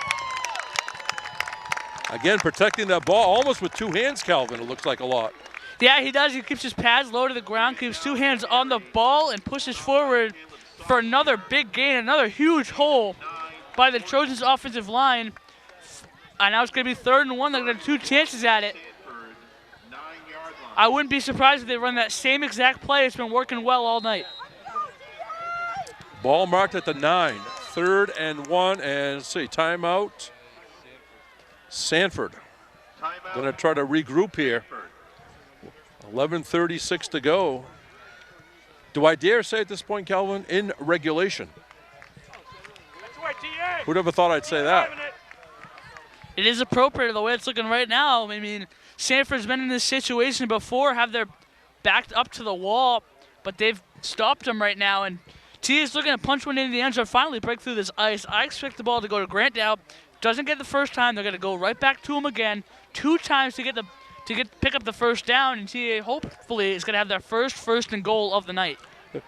Be interesting whether they go full house here or go to that formation that they've gained yardage from, because they haven't been super successful out of the full house tonight. Yeah, I doubt they bring in the full house. Last time they had the stop on it. Sanford played it very well, and Great Dow's been rushing the ball excellently, and then they're going to run that. I hope they go back to the spread, get the ball to Dow, and give him 2 chances to pick up this first down. But it does look like the package is coming in. Yeah.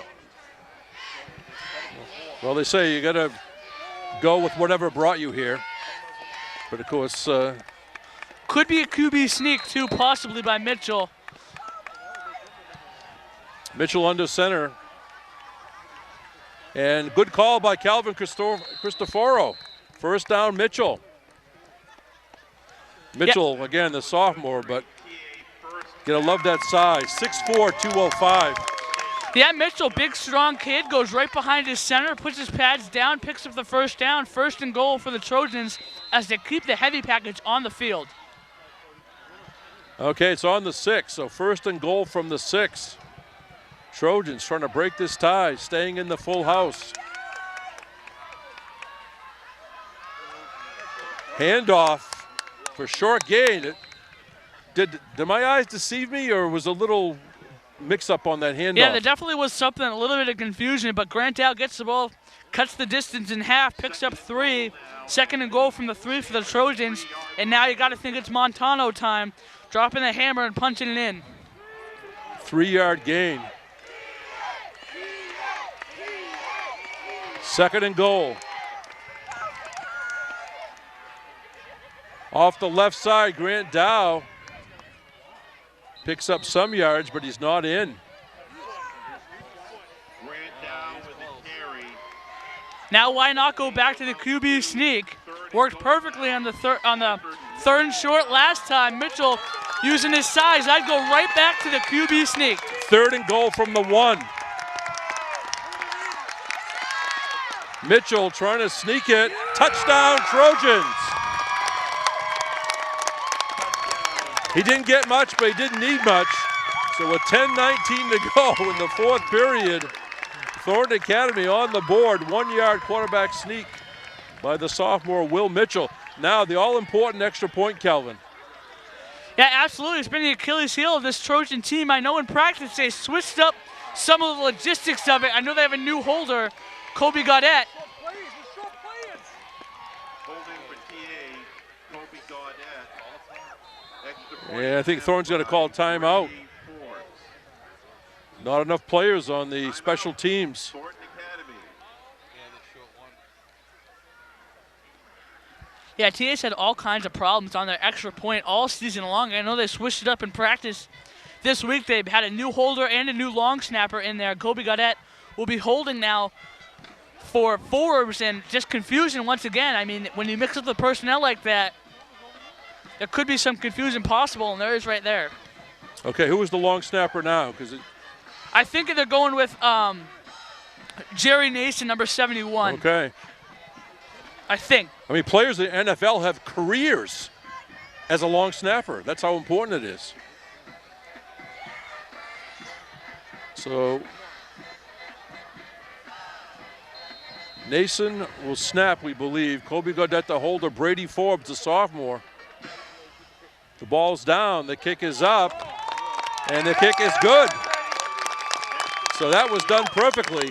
Again, 10:19 to go in the 4th quarter. Thornton Academy 7, Sanford nothing on TATV. In the 4th quarter, score is Thornton Academy 7, Sanford 0.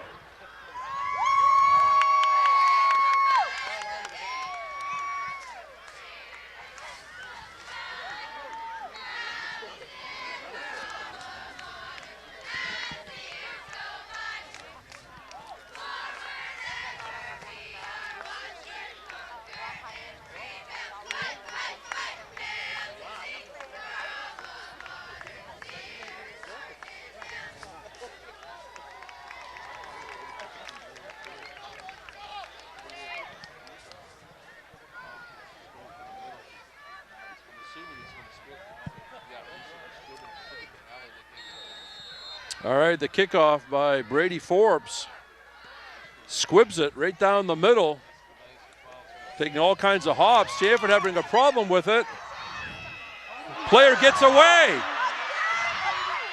Brady Forbes, the kicker, got a part of him. And wow, the momentum of that one really changed as looks like Thornton with the squib kick. Yeah, what happens right there is when the ball's on the ground like that, all the people go into their lane and go straight to the football. They see the ball on the ground, their eyes get big, and that allows the Sanford player to go up and run with the ball and get the big gain, and Sanford gets all the momentum back. That was Saucier on the return. Caleb Saucier.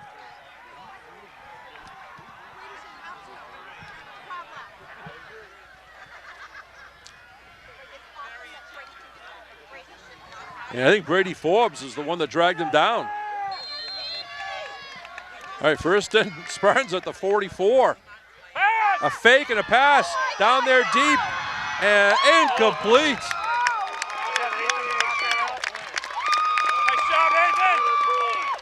Yeah, great job by Geekus right there.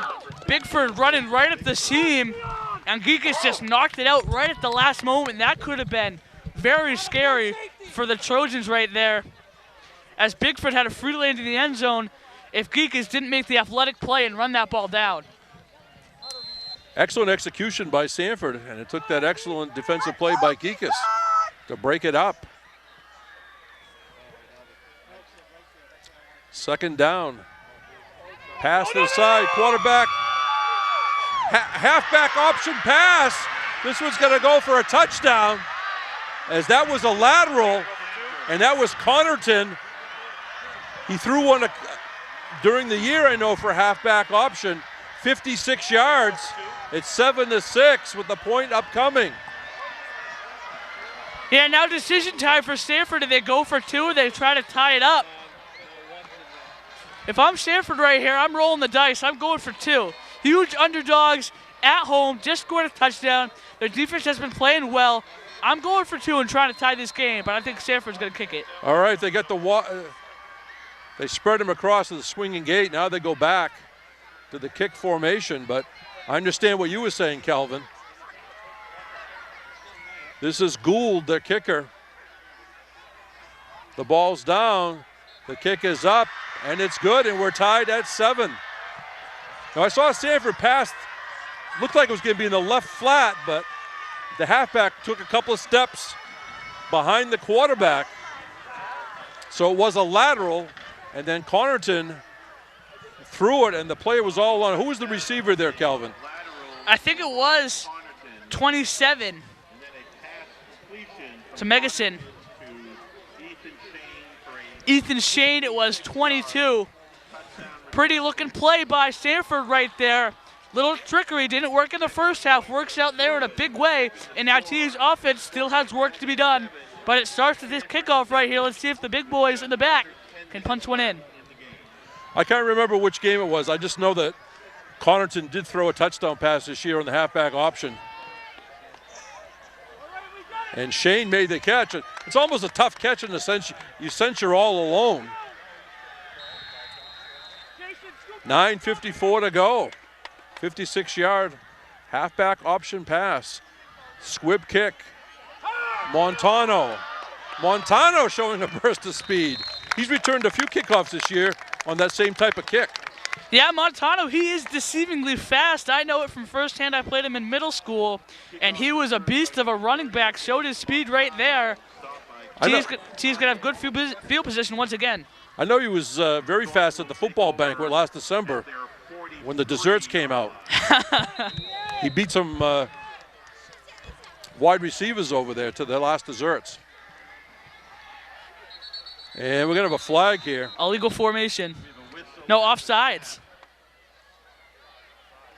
Neutral zone violation by Sanford. And these little things add up. You know, it doesn't seem like much, but, you know, 1st and 5. You know, you could go to a trick play on a couple of downs, maybe, and still say we can make it on 3rd down. But You know, the way things are going, Calvin, tonight, part of you wants to stay conservative. There's a little part of you that wants to have the big play and maybe seize the momentum. No, I'm running the ball right here. I'm sticking with it. Grant Dow, keep giving him the football. There's a long pass down there. Did he catch it? Bracamonte! Anthony Bracamonte laid out. Just like I said, I would drop back deep and throw it at Bracamonte. See if he can make a play right there. This is on tape. We can edit this. We're going to edit this, and you're going to predict the pass. You know, he had to, after he laid out, he had, he hit the ground and still maintain possession. Ball on the 18-yard line. Grant Dow. He's going to have over 100 yards. Absolutely. He must have 20 carries. We're not keeping the stats, and he must be averaging 6 yards a carry. Go back to that pass. Excellent throw by Will Mitchell. Yeah, he knew Bracamonte was going to outrun him right there, so he threw it only where his guy could catch it, and that's exactly what he did. Bracamonte lays out and makes an outstanding catch, and that gives all the momentum back over to this sideline as Sanford really had it all on their sideline. 2nd and 5. Sort of a draw play that time. Sort of a delayed draw. Ofilo back in there. Notice that little delay, Calvin? Yeah, maybe create some time for his offensive lineman to make a hole for him right there. Ofilo just turns his back to the ball. Wow. Now, another 1st and goal for the Trojans here from the 7. Thornton still in the spread. Mitchell, inside handoff. Flag on the play, and nothing on the play either. Yeah, holding on a situation like this where it's 1st and goal of the 7 can be a huge, huge setback. Now it's going to be 1st and goal from the 17. No hope to pick up a 1st down before the goal line.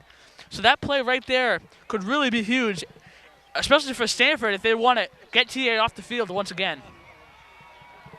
Wow, this is like if you're in the dentist chair without Novocaine, the way this is going.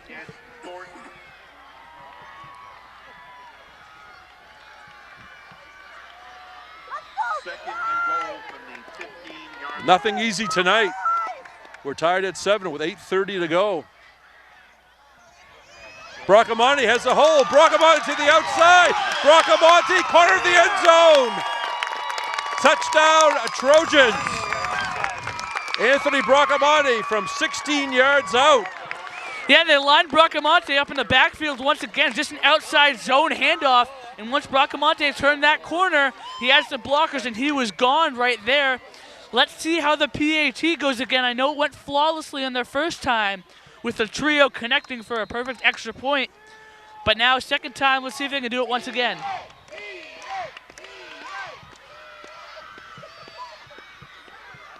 Kind of a high snap. It gets down, and it's good. Good job getting it down by Colby Gaudette. Yeah, excellent. Forbes kept his composure and booted it through. Yeah, Gaudette and Forbes, great right there, and that's a huge extra point because we know Sanford's kicker is very good, so maybe if Sanford scores again, that could have been the difference maker, but great job by Gaudette especially to get that ball down. 8:22 to go in the 4th. Thornton Academy 14, Sanford 7.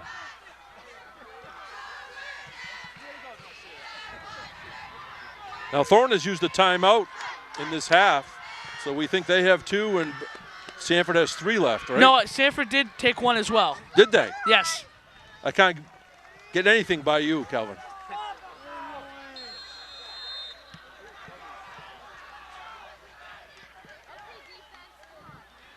Sort of a bouncing kick. And not much of a return there. Pretty good pursuit downfield. Let's see on special teams. Cole Paulin, 41, was downfield. Also on special teams, 84, Rain Bagudu. I saw Alex Fournier, number 80, also on special teams.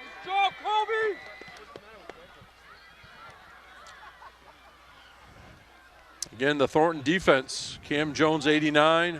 Garrett Lynn, 72. Jason Montana with 30. Eric Hyman, 15. Ian Patry, 52. Pass play. Time. Now there's pressure. Flag flies. And the player out of bounds, the quarterback. Giroux, 12 or 13 yards, but it's going to come back on a hold. Yeah, when Giroux drops back that deep when they go for those deep passing routes, that's when he drops back that deep. And the benefit of that for the Trojans is that he has to wait for his receivers to get downfield before he can fire the ball. There was nobody open. Giroux had to scramble for it, and by that time, all his blockers are like, the time is up, the ball should be out by now. And when they see their quarterback run around, the only thing they can do is hold sometimes, and that's exactly what happened there. Other defenders in there, 12, Ethan Geekus, 11, C.J. Lebrecq playing defense, 14, Colby Gaudette, and of course Cam Hood, 45. And defensive back also 28, Jordan Sharp. 8:10 to go. This is a 1st and 17 play from Sanford's 19-yard line. Player in motion is Connerton. In a pass to the left flat, and it sails over the would-be receiver. Yeah, tried to get it to Shane right there. He was double covered, though, when the pass sails high. For Sanford, you got to think that maybe that pass high benefits you a little bit because there was some good coverage on that play. That could have been a lot worse for the Spartans, but that play falls to the turf, and now Sanford with a 2nd and 17.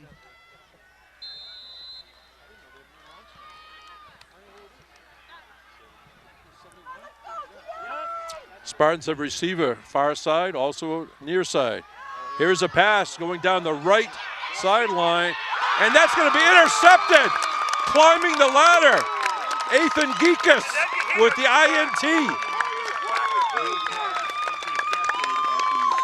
Giroux tried to throw it up as high as he can to his big man, Bickford, thinking he had the advantage out on the coverage, but the ball was just a little bit underthrown, and Geekus was right there to intercept it. And now TA, with all the momentum, their rushing game is working well so they can run the ball, have a good drive, and take a lot of time off the clock right now. And you got to love where you are for TA right now. 8 minutes to go. As Geekus saw that one coming, timed his jump and caught it with players around him. Mr. Grant Dow again. And still going.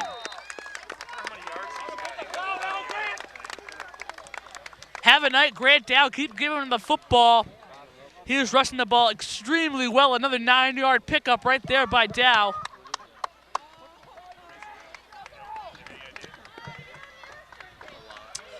Seven and a half minutes on a moving clock. At the Sanford 37. Geekus, far side. They got Ethan Logan split out, right side of the line. Broccamonte starts one way, goes back the other one. Broccamonte could go. Touchdown, Trojans. Anthony Broccamonte from 37 yards out. You see him take that stutter step to the right, Calvin? And then he came back to the left. He is so quick, and once he makes that one juke move, he can go, and he shows off the speed right there. Long touchdown by Broccamonte, and now TA has some breathing room.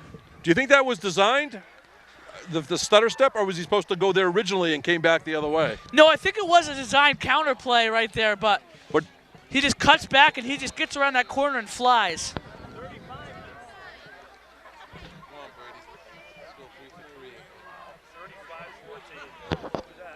Okay, Forbes' kick looks good, is good. So the teams come back up the field, 7-11. Sounds like a lucky combination. Thornton Academy 21, Sanford 7 on TA TV.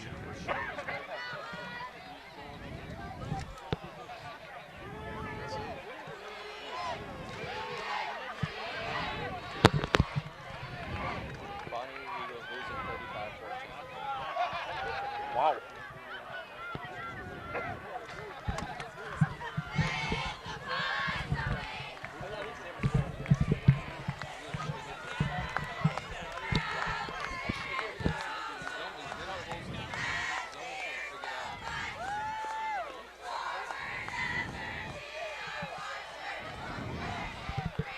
All right, Brady Forbes will kick off.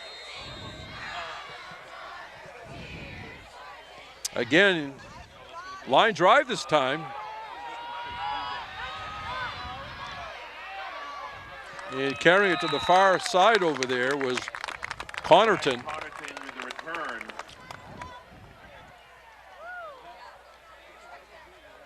Connerton carries it to the Sanford 29. We saw 24 James Fitzpatrick on special teams. I'm not sure, I don't think you got the tackle. 27.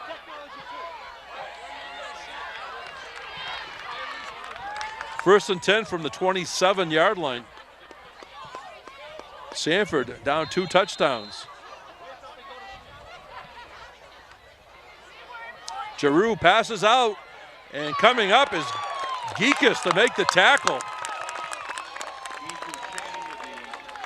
Shane made the catch, was Geekus, had him right in his sight with a textbook tackle. Yeah, Giroux wanted to get right up to Shane quickly. Maybe he could make a move on the incoming quarterback. But no, says Ethan Geekus, only a minimal gain right there. And Sanford's going to have to get a quick strike here. Time is not their friend as this fourth quarter clock continues to roll.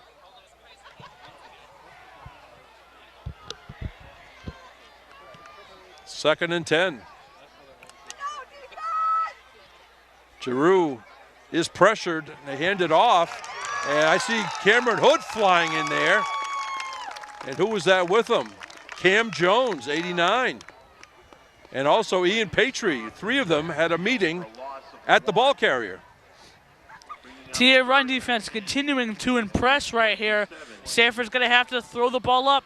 I don't know if Sanford it's too early to have this 4-down territory for the Spartans, but it's getting pretty close, especially the way the TA offense is rolling right now. Under 6 minutes to go. Sanford with 3rd and 10. The fake handoff. Giroux wants to pass. Gets away from a couple of players. And it looks like he's going to have a first down.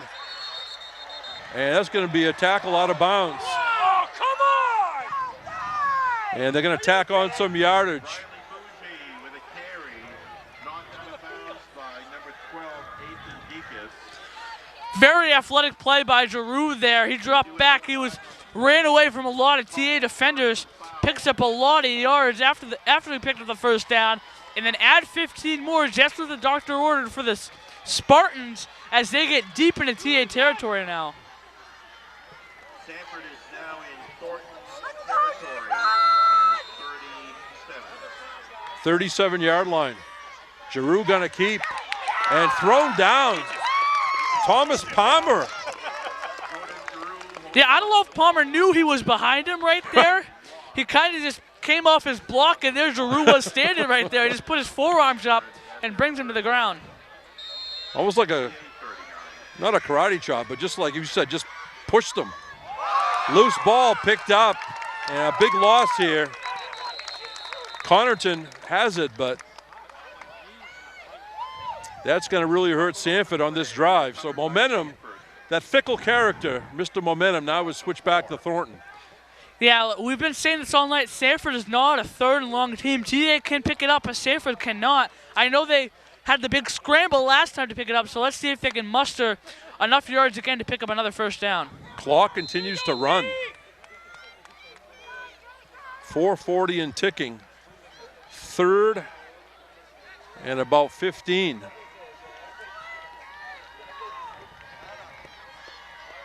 Scoreboard says now they changed it 3rd and 16.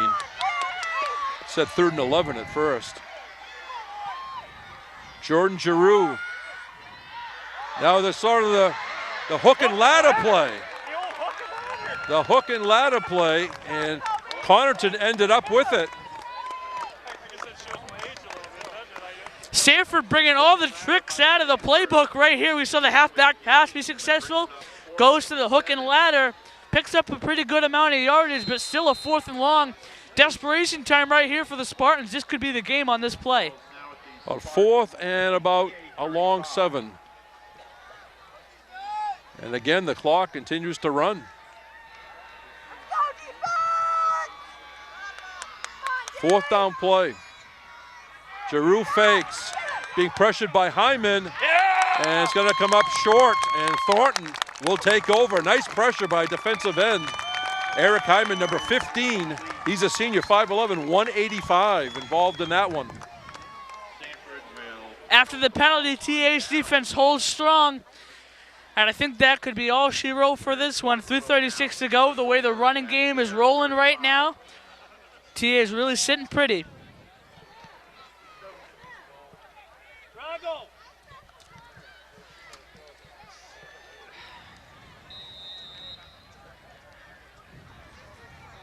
CJ LeBrecq, flank to this near side. Mitchell in the spread. Hand off to Grant Dow. Picked up a quick 6 or 7 just out of the chute. I mean, he has to be averaging like 6-7 yards per carry right there.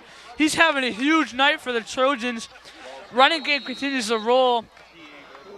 Surprised Sanford hasn't called a timeout here, but a couple more first down, and C is looking at kneeling down the ball and letting this clock expire. Well, you notice nobody is contacting him until he's like 5 or 6 yards.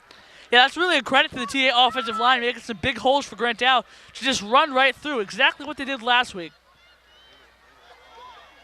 And somebody got him up high around the neck, Grant Dow. Looks like he's going to be short.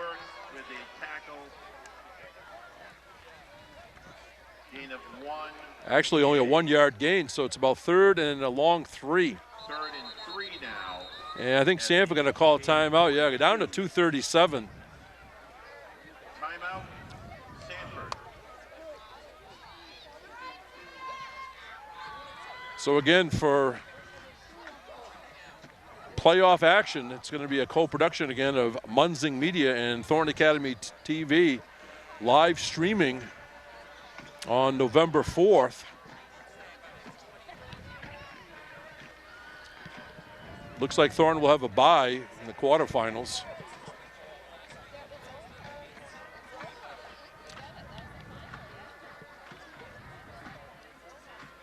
Again, 7 teams in each of the divisions, and 6 of them make the playoffs. So, and I'm going to say right now, whoever wins the South is the South final is going to be what they call a quasi-state championship game, because I think the North, I mean, Edward Little's undefeated, but if you look at some of the scores in the North again, Portland is surprisingly down. I don't think we expected Portland to win 6 or 7, but you expect them to be 500. They've had some problems. Oxford Hill started off pretty good, but they've had a rash of injuries. So Edward Little could surprise, I guess. But right now, we have 2:37 to go. The final regular season game. Bracamonte weaving. He lost the ball, and Sanford has recovered it just as he broke the stakes for the first down. Sanford recovers the fumble.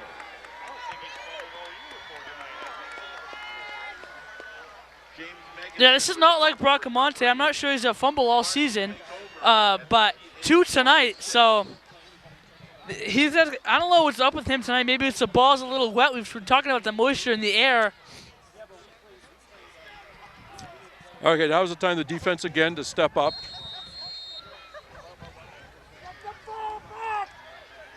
Yeah, you don't want to give up a quick score here. No, you don't. I mean, you never know what's going to happen in an onside kick, so the TA defense has to come up big again. Let's see what Giroux can do throwing the football. My point is a couple of first downs from here would not hurt Thornton, but Eagle, Sanford in the double reverse, going to the playbook. Ian Patry, and way on the far side, who came up there? Colby Gaudet with a big hit. Colby Gaudet. Absolutely, he's having a great night. TA secondary and special teams, not what Sanford wanted right there. That's about a 10-yard loss for the Spartans, and now it's 2nd and very long. Going the wrong way is Sanford. Ian Patry showing good speed in pursuit. And he chased the runner right into the angle that Gaudet took over. Giroux floating a pass downfield. The receiver was outside, Calvin. Looks like the throw went back inside. Yeah, it looks like Sanford only had one guy running a route on that play. It was the old hitch and go on the outside. Some more trickery for the Spartans. That play, though, there was nothing there. He was triple team. No one else was out on a route. He just stared him down the whole time and just throws it out of bounds. Jordan Sharp was the closest defender for TA. 1:49 to go in the fourth, 21-7 Thornton. Last game here at Cobb Stadium after 65 years. Going to open up their $100 million high school next year. I'm standing about 3 miles from here and going to have all kinds of facilities around it. Right now, Giroux sprints out to his right, has time, loops it downfield, up for grabs, and broken up. All kinds of plays in the area. And I think it was about 4-2 white shirts over red shirts. Yeah, Giroux just had nothing there. Tia has so many guys in coverage. Giroux just couldn't do anything with it. Had plenty of time, rolled out to his right, but just no one there. And now fourth and very long desperation time for Sanford. Now, do they have another gadget play in their repertoire? Couple of receivers near side, one top of the screen. It's a straight drop back. He tucks it under. He's going to have to run, and he's going to be knocked out of bounds. And Thornton will take over with 1:30 to go on the clock.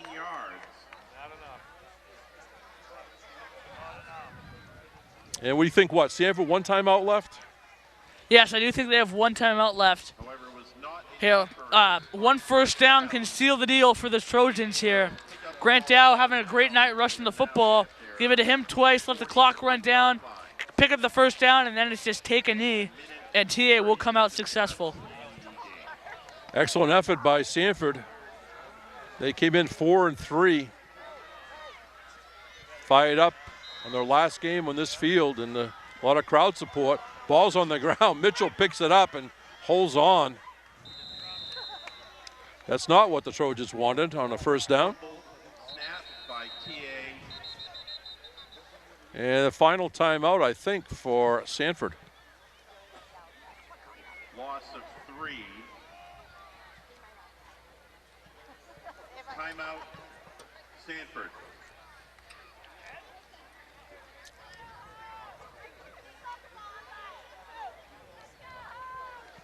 .119 on the clock. Like 2nd and 13.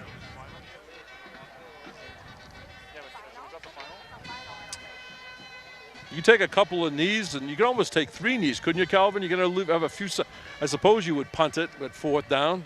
I just think they're going to continue to run the football. I mean, Grant Dow has so much security with the ball that he holds the ball with 2 hands. Just keep the running game moving, hoping to pick up another first down.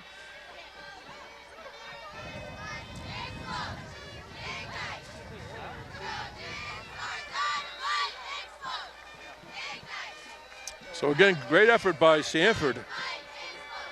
Thornton did get it together the second half. And I always say sometimes people say, gee, they scored under their average, Thornton did, but I always say the other team's been practicing too. And you've had a whole season to scout on either side and to put in extra plays and all that stuff. Yeah, Mitchell just took a knee right there. They went to the heavy back formation. Sanford out of timeouts. 3rd and 14 at the TA 37. Now they keep track of time on the sideline. I think one of the assistant coaches will tell them when to snap it. I think the back judge actually puts his hand up during the last 5 seconds, I believe, as the warning. And he just put it up now. And something happened. Somebody told me that actually a few years ago, but the back judge will put his hand high above his head when telling him they have 5 seconds left. So Offsides against Sanford. So Sanford into the neutral zone at the snap. Should be a 5-yard penalty. 3rd and 9 now. So now they can take time because the clock's going to be stopped here. Stop the clock with 32.6. Take a knee, it doesn't matter. 3rd and knee. Now they say start the clock because that penalty was on Sanford, saying you can't kill time that way. You can't save time by penalizing. So this could be the final knee right here. Mitchell knees it, and that's going to be it. We had a scoreless first 3 quarters, right? So Thornton comes up with his 21-7 victory. I don't know if you want to talk about the scoring, Calvin, or... Yeah, Mitchell broke the scoring with 10:19 to go in the game. A 1-yard QB sneak touchdown run. That made it 7-0. Sanford was quick to respond, though. The 66-yard halfback pass, it was Connerton to Shane. That made it 7-0. And then Bracamonte, 2 runs of 17 and 43 yards. The 2 touchdowns that seal the deal for the Trojans. As they go into the playoffs, we're unclear on what seed they will be, but they go into the playoffs 7-1, will host a second-round playoff game, and most likely have a first-round bye. Looks like November 4th, the semifinals at Hill Stadium, and again, be a co-production of Munzing Media and TA TV. Again, a good effort by Sanford. They could give people problems in the playoffs, and who knows, they may even have some more gadget plays by then. But an excellent effort on their final game at Cobb Stadium after 65 years. So we thank fans of both schools as you watch this on YouTube. Thanks to our color person, TA student, Calvin Cristoforo. TA alumnus, Jake Paulette on the camera. TA TV General Manager, Jeff Christenberry on site. And I'm Jim Toomey. Until next time on TA TV or Munzing Media, the final score for the final time, this Class A South football matchup, Thornton Academy 21, Sanford 7. So long, everybody.